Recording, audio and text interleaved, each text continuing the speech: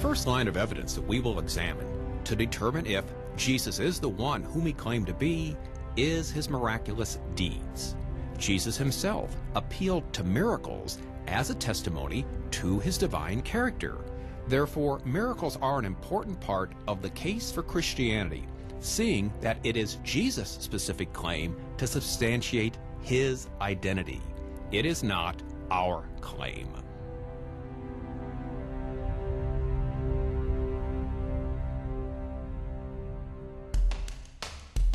We now come to our fourth point in the case for Christianity, the evidence for Jesus' claims.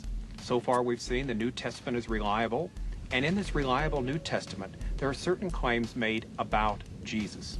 We saw that there are three possibilities about these claims. They're either never made by him in false, or made by him and may be true. Now, if they're true, there has to be some evidence to back it up. The first line of evidence is miracles. Now, what's a miracle? A miracle is a sign that is out of the ordinary, something that doesn't usually happen. For example, the Bible speaks of a number of miracles performed by Jesus. In fact, if we go through the four Gospels, we'll find 35 separate miracles that Jesus performed. And yet all of the four Gospel writers are at pains to tell us this isn't all the miracles that he did.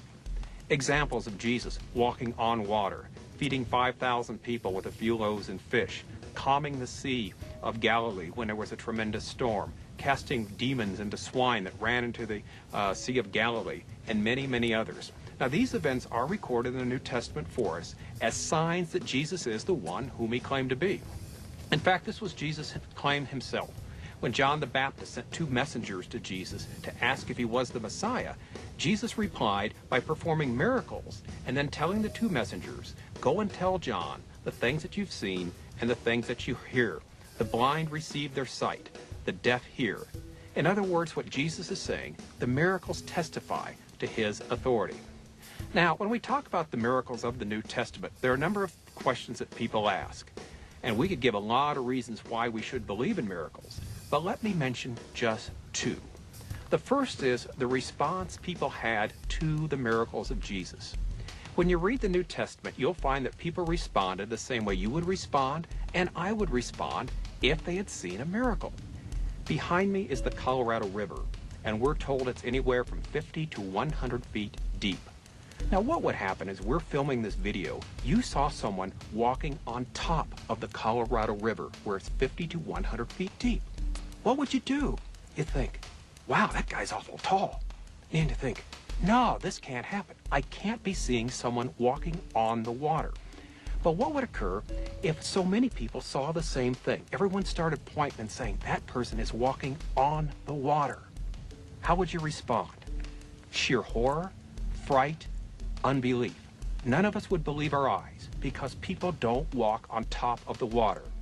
Yet in the New Testament, when it tells us that Jesus walked on top of water, what was the response of his disciples? The exact same thing. Horror, fright, sheer unbelief. Because they realized people didn't usually walk on top of the water. Now, not only do we have the correct response with the miracles that we would expect had they happened, we also find out something very interesting. The miracles of Jesus were never denied.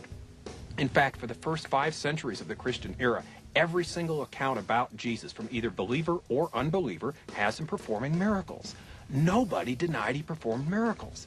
Now, the unbelievers said he either A, did it by the power of the devil, or B, did it by some type of sleight of hand, but they never denied the fact that Jesus Christ performed miracles.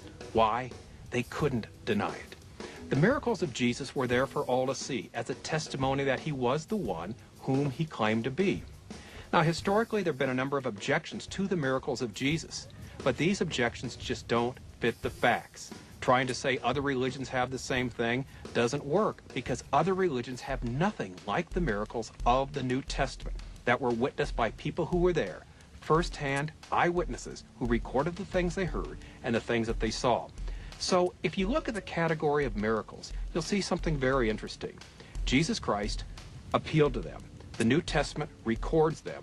The people believed them, and even Jesus' enemies admitted they occurred.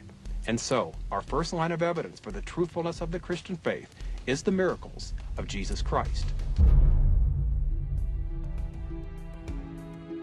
One of the popular ways to deny miracles is simply to define them out of the realm of possibility. Many people state as a fact that the idea of a miracle is an impossibility. End of discussion. Of course, the problem with that position is that only God can know whether or not miracles are possible. Only someone with all knowledge of every event that has ever taken place would be in a position to deny that miracles had ever occurred. Therefore, the denial of the possibility of miracles is something beyond the ability of humans. Now let's give an illustration of this. When explorers first came to eastern Australia in the late 1700s, they came across a creature that should not have existed. It was a furry, semi-aquatic, egg-laying mammal with a duck's bill and webbed feet. Now, mammals do not lay eggs. They give birth to live babies. However, this mammal laid eggs. Well, they named this animal the flatfoot or the platypus. The characteristics of this little rabbit-sized creature were so strange that some people in England considered it a hoax when the skin of a dead platypus was first brought to London.